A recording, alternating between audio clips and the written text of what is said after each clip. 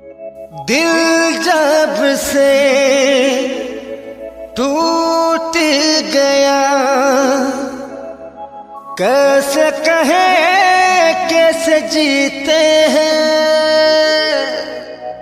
कभी ज्यादा कभी कम पीते हैं, है कभी ज्यादा कभी कम पीते हैं।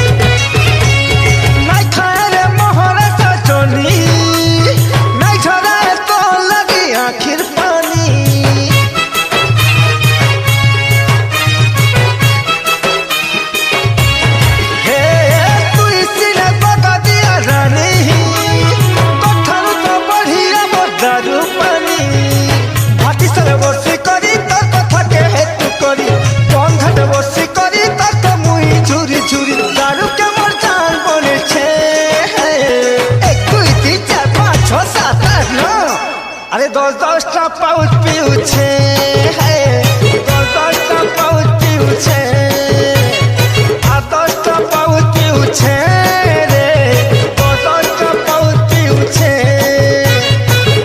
দিলু ধোকা দেলু মতে, মত পিউছে কেতনি কেতে। দিলু তুই ধোকা দেলু মতে, মত পিউছে কেতনি কেতে। ভাটি সরে বসি করি তোর কথা কে হেতু করি, ভাটি সরে বসি করি তোর কথা হেতু করি। পয়সা পত্র খরচা করুছে, 8, 10, 15 কেতনি কেতে পাউচ পিউছে।